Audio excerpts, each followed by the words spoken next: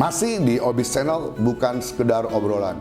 Hari ini kita ketemu dengan Pak Basuki Triandayani, Deputi Operasional PT Pegadaian Kanwil 1 Medan, yang akrab dipanggil dengan Pak Bas. Benar ya, Pak Bas ya? Pak Bas. Wah, saya senang sekali nih Pak Bas. Senang juga Bang Reza. Bisa ketemu Pak Bas pagi ini ya Pak Bas. Jadi tagline-nya tetap mengatasi masalah tanpa masalah. Itu PT Pegadaian, sahabat Obis. Iya. Jadi Pak Bas, sudah berapa lama dinas di Medan ini Pak Bas?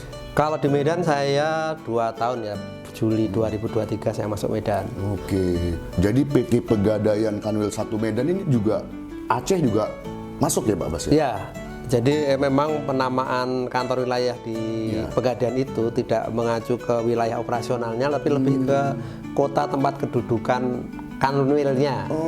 Sehingga misalnya di Kalimantan itu sebenarnya satu pulau Kalimantan itu dibawahi oleh Kanwil Balikpapan karena kantor wilayahnya di posisinya di Balikpapan.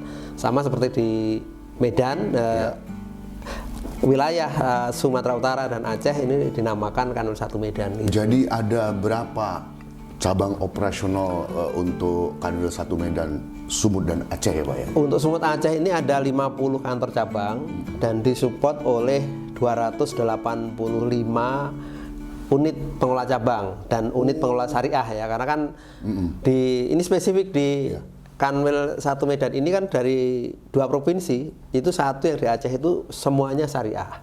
Oh, yang di sementara yang di Sumatera Aceh, Utara daerah istimewa Banda itu Aceh. Sebagian konvensional, ada juga sebagian kecil unit syariah gitu. Jadi itu semua manajemen operasional di bawah Deputi 1 ya Pak?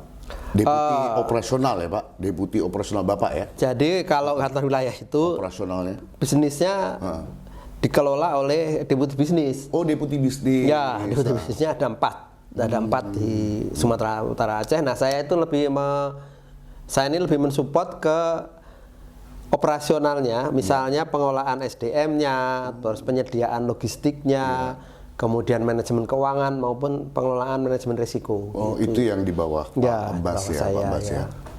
Ini kalau melihat saat ini nih Pak Bas, tren pegadaian ini kan banyak juga usaha gadai swasta ya Pak, usaha gadai yang lain. Itu bagaimana Pak persaingannya? Apakah mempengaruhi bisnisnya PT Pegadaian Pak? Sebenarnya kalau mempengaruhi sih tidak seberapa ya, karena memang masyarakat juga membutuhkan pilihan terhadap usaha-usaha gadai yang lain, karena memang ada sebagian masyarakat yang membutuhkan pinjaman dengan cara yang cepat, prosedur yang mungkin lebih sederhana, dan mereka berani membayar lebih mahal untuk itu, gitu kan. Gitu. Kalau di Pegadaian misalnya orang menggadaikan BPKB itu syaratnya kan harus punya usaha. Betul. Karena itu pembiayaan UMKM. Sementara kalau digadaikan dari swasta, siapapun yang butuh uang asal bawa BPKB langsung diberikan pinjaman. Itu dia. Ya, hanya saja pinjamannya tidak sebesar di Pegadaian. Karena kalau di Pegadaian itu maksimal bisa 70-75% dari nilai jaminan, misalnya mobilnya atau motornya gitu. Tapi kalau di mereka mungkin hanya perlu 1 juta 2 juta karena butuhnya cepat, langsung dikasih. Gitu. Terus apa beda Pak Bas bisnis gadai dengan non gadai ya Pak Bas ya? Ya. Itu gadai itu gimana Pak Bas di Pegadaian ini? Nah, kalau kita menilai ke sejarahnya itu kan memang Pegadaian itu dasarnya hukum gadai. Artinya orang datang itu memberikan barang jaminan, kemudian mendapatkan pinjaman uang gitu. Tetapi sejak Februari tahun ini Pegadaian kan sudah dibentuk menjadi bank emas. Ya kan, bahkan yang meluncing Presiden Prabowo langsung gitu kan. Sehingga harus diciptakan produk-produk baru yang tidak hanya berbasis gadai, tetapi termasuk di dalamnya pembiayaan untuk pemilikan emas, tabungan emas, deposito emas, kemudian juga pembiayaan untuk pembelian kendaraan bermotor gitu. Oh gitu ya Pak Bas ya. Terus ini kan Pegadaiannya identik dengan ibu-ibu ya Pak Bas, UMKM ya. Ya. Apa ada terobosan baru lagi Pak Bas untuk UMKM di PT Pegadaian? Ya, untuk UMKM ini yang baru kita juga menyalurkan KUR maupun KUPEDES ya. Karena memang tidak semuanya harus diberikan jaminan barang sebagai agunan, sehingga supaya masyarakat tuh segmennya lebih luas gitu kan. Kita juga memberikan pinjaman dengan jaminan usahanya. Oh, gitu. Jadi hanya dengan usahanya kita survei, gitu kan. tanpa memberikan aset ya Pak Bas? Ya, betul. Itu udah bisa mendapatkan pinjaman dari Pegadaian Pak Bas ya? Ya. Oh, luar biasa ya Pak Bas ya, berarti Pegadaian saat ini ya Pak Bas? Ya, saat ini memang alhamdulillah ini perkembangannya juga relatif bagus. Ya, jadi perkembangan bisnis Pegadaian sendiri untuk Gadai sebagai core bisnisnya itu per 31 Agustus 2024 itu menyalurkan omset sebesar 12 triliun.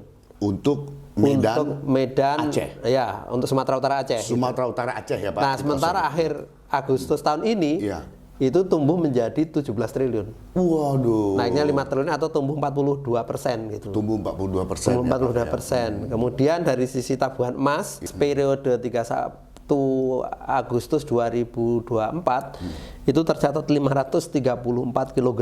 Nah, tahun ini per 31 Agustus itu sudah 769.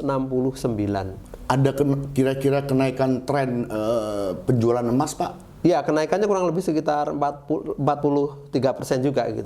Jadi memang luar biasa. Itulah makanya untuk tahun ini alhamdulillah untuk KPI-nya Kanwil 1 Medan kita juara 1 nasional sementara ini. Mudah-mudahan sampai akhir tahun pun sama. Luar biasa nih sahabat Obis, juara 1 nasional loh. Iya. Kanwil 1 Pegadaian Medan. Ya, karena pertumbuhannya kalau yang lain itu rata-rata 30% ya, kita berapa, sampai di atas 40% kita. Berarti ekonomi di Sumatera Utara dan Aceh ini lumayan bagus ya Pak ya? Ya, kalau dilihat dari sisi itu memang Pegadaian ya, karena kan minat orang untuk nabung emas juga lumayan besar, minat orang untuk menggadaikan itu juga lumayan besar. Padahal kalau kita lihat pertumbuhan nasabahnya itu rata-rata tumbuhnya hanya 13%. Dibanding dengan kanwil lain Pak? Nah, dibanding kanwil lain memang masih masih rata-rata gitu ya. Pertumbuhannya sekitar segitu. Tetapi kalau kita melihat pertumbuhan Pegadaiannya itu 40%, itu artinya ada pergeseran yang dulu itu misalnya nasabahnya itu masyarakat menengah ke bawah, sekarang mulai bergeser ke kalangan atas. Menengah atas ya. Karena apa? Karena memang sekarang dengan menjadi bank emas ini kan orang semakin paham. Pegadaian yang dulu mungkin dipandang sebelah mata karena dianggapnya sebagai tempat orang yang bermasalah gitu kan. Nah, akhirnya orang mulai sadar bahwa ternyata mudah untuk mendapatkan dana di Pegadaian. Pak Bas, dengan melihat tadi bahwa Kanwil 1 Medan Pak Bas itu juara 1 nasional ya Pak Bas. Berarti kan animo masyarakat ini terhadap Pegadaian positif ya Pak Bas ya? Ya, kami bersyukur ya kepercayaan masyarakat relatif tinggi karena apa? Terutama di Kota Medan dan sekitarnya itu memang gadai swasta itu kan luar biasa banyaknya. Ya, betul, menjamur ya. Kalau kita jalan-jalan di Jamin Ginting ya kan itu bahkan sini ada Pegadaian, sampingnya didirikan Pegadaian swasta gitu. Nah, ini memang cukup menarik gitu ya karena kalau tadi saya bilang itu mereka mengambil segmen tersendiri, tapi sisi lain itu menjadi pemacu gitu buat Pegadaian untuk terus memperbaiki diri gitu ya. Supaya ada peningkatan di produk-produk unggulan atau apa ya Pak? Ya, betul. Jadi kreativitasnya kan, makin ini ya. Ibaratnya kita berlari gitu kita lari sendiri 100 km per jam. Sekarang udah ada sebelah kiri. Nah, kalau nggak ada lawannya kan nggak menang kita. Tapi kalau ada pesaingnya kita bisa boleh mengaku jadi juara gitu. Bener. Nah, itu tantangannya tentu kita harus pertama inovatif ya. Bagaimana kita menciptakan produk-produk baru, layanan-layanan baru yang semakin mempermudah masyarakat untuk mengakses gitu. Berikutnya juga selain kita inovasi juga layanan kita perbaiki gitu. Itu yang penting ya Pak. Betul. Seperti kita sudah memperkenalkan namanya Pegadaian Digital. Keren. Itu dengan aplikasi itu kan masyarakat bisa langsung mengakses melalui handphone. Melalui handphone Android ya Pak Bas ya. Betul.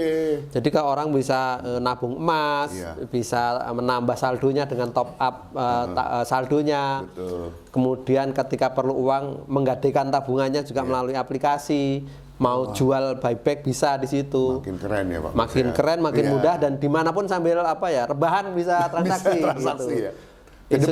Ke depan Pak Bas, apa lagi produk-produk unggulan yang akan di-launching oleh PT Pegadaian atau yang sekarang ini masih berjalan? Yang pasti produk-produk yang masih ada ini kita perbaiki, kita perluas fiturnya untuk mudah diakses gitu ya.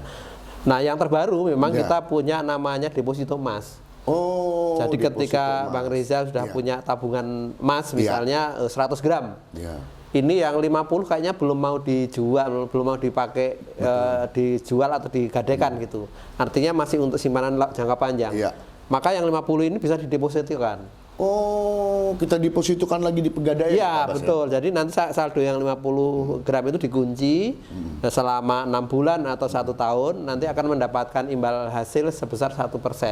Oh, gitu. Artinya emas ini bekerja sendiri untuk memberikan tambahan benefit. Betul. Kayak penghasilan pasif ya Pak? Ya, pasif income. Pasif income ya Pak Bas ya. Ke depan nih Pak Bas, apa harapan Pak Bas untuk PT Pegadaian Kanwil 1 Medan ini ke depannya ini?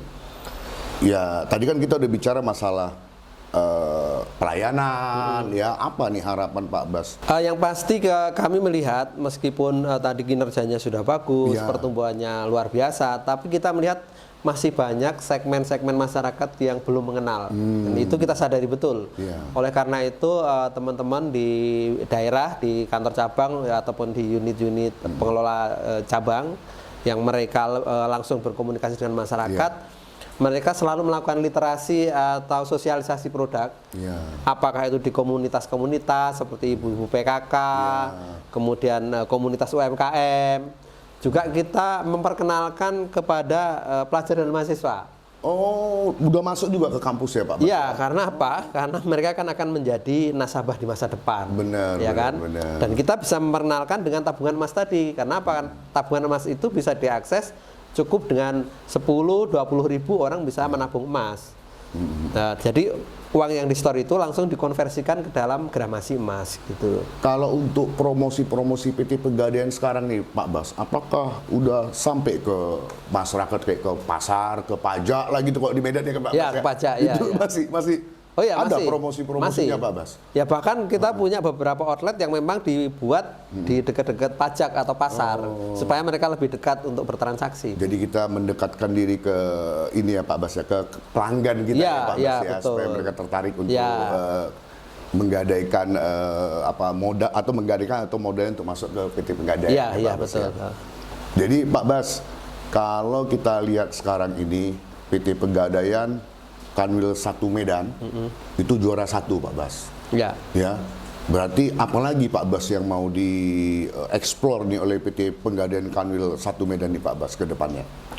Ya, jadi kan selain kita memperluas pasar melalui produk dan layanan, kami kan punya dana tanggung jawab sosial atau CSR. CSR itu gimana Pak Bas? Menarik tuh CSR ini diberikan sebagai spirit bahwa sebagian laba yang kita peroleh dari masyarakat itu kita kembalikan kepada masyarakat gitu.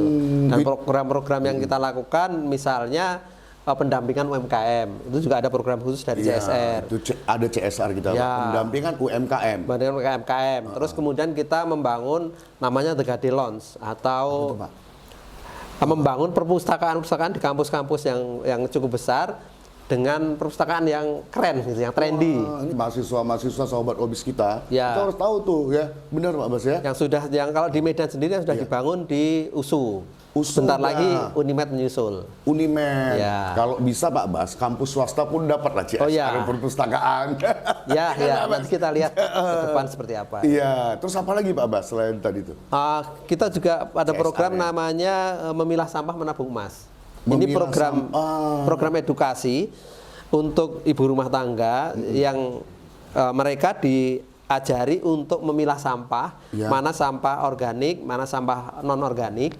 Kemudian sampah itu dibeli oleh bank sampah. Wah keren nih, Pak Bas ini. Hasil penjualan itu nanti dimasukkan ke dalam rekening tabungan emas. Oh, bisa udah mulai itu Pak Bas? Sudah jalan. Udah di wilayah mana aja Pak Bas? Kayak sekarang Kanwil 1 Medan kan Medan dan Aceh, di wilayah mana aja Pak Bas? Di Medan, kota Medan sudah ada, kemudian di Malabo sudah ada. Binjai belum? Binjai belum. Nah, mudah-mudahan nanti menyusul. Karena kan kalau kita lihat memang kan lebih dari 70% sampah yang ada di lingkungan kita itu kan mulanya dari sampah rumah tangga. Wah keren banget di PT Pegadaian ini ya, bisa masuk ke lingkungan hidup ya Pak Bas? Ya, makanya dengan program memilah sampah menabung emas itu ibarat kata peribahasa sekali merengkuh dayung 20 terlampaui. Betul. Jadi di satu sisi kita mengedukasi untuk kebersihan lingkungan, Yang kedua juga mengedukasi untuk menabung emas. Yang Jadi itu bermanfaat udah ada untuk 3 nih yang Pak Bas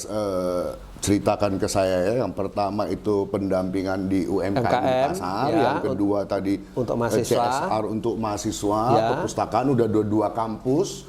Itu kampus USU dan menyusul Unimed. Unimed, Ya, Pak Bas, ya. ya. Yang ketiga tadi bank sampah. Ini yang keren ini untuk melestarikan lingkungan hidup. Ya, Pak Bas ya. Betul. Ada lagi Pak Bas? Ya, di Aceh kita pernah juga melakukan penanaman terumbu karang untuk ekosistem laut ya. Jadi gitu memang juga ya? Terus kemudian belum lama kami melakukan bersih-bersih pantai di Malabo. Itu di Malabo. Ya, nah ini kan kebetulan pemerintah kabupaten kan sekarang lagi mau proses untuk Adipura kan. Oke. Jadi ya, pas banget momentumnya gitu. Pak Bas, tadi kan saya udah dengar tuh, yang pertama, kedua, dan ketiga semua keren tuh Pak Bas. Ini katanya mengemaskan Indonesia. Itu gimana Pak Bas? Ya, jadi kalau kita melihat tahun 2045 Ya. itu kan Indonesia akan memasuki tahun emas 100 tahun kemerdekaan. Oh iya, 2045 ya. Kemudian di awal tahun di bulan Februari 2025 ini Pegadaian diciptakan dan diubah dari awalnya industri HD saja menjadi bank emas pertama di Indonesia. Wah, keren. Tentu kita punya visi ke depan. Iya. Ya, visinya mengemaskan Indonesia di tahun 2045 ketika negara kita memasuki usia emas 100 tahun. Jadi punya waktu berapa tahun lagi tuh Pak Bas? Dari sekarang ini kan 2025. 2025 berarti 80 ya.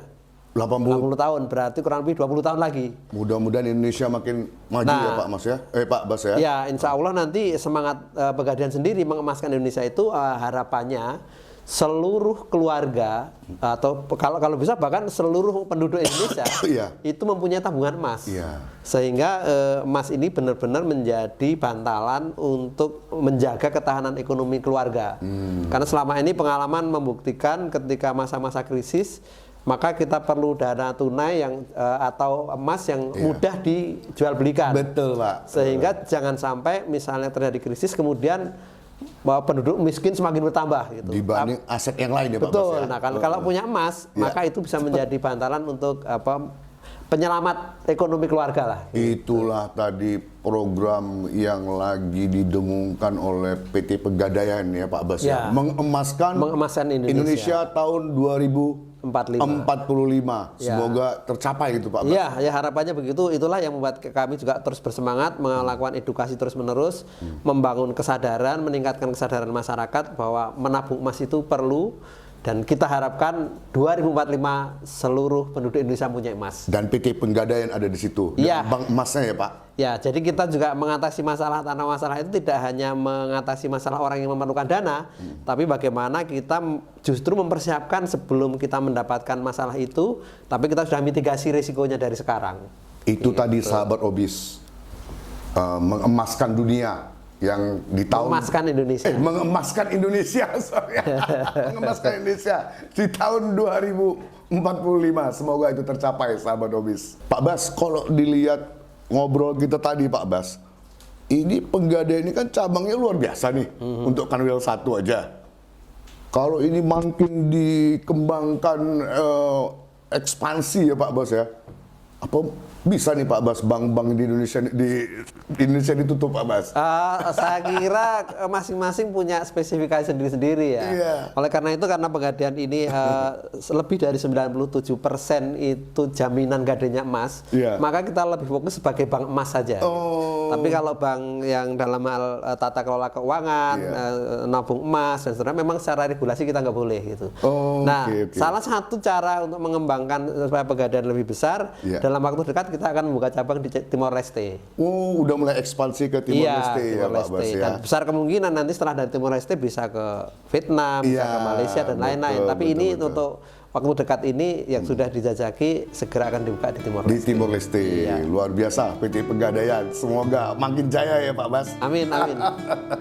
Pak Bas, luar biasa ngobrol-ngobrol kita hari ini Pak Bas. Sahabat Obis, itu tadi ngobrol kita dengan Pak Basuki Triandayani, Deputi Operasional PT Pegadaian Kanwil 1 Medan.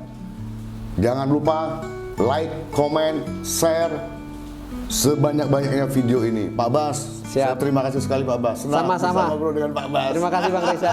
Sampai ketemu lagi. Oke, makasih. Sampai jumpa.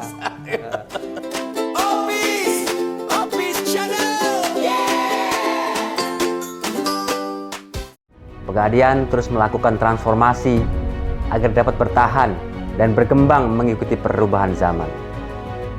Selain itu, seluruh insan Pegadaian senantiasa berkomitmen untuk mewujudkan visi perusahaan menjadi the leader in the gold ecosystem and accelerator of financial inclusion bagi masyarakat agar dapat mewujudkan Indonesia Emas tahun 2045. Pegadaian mengemaskan Indonesia.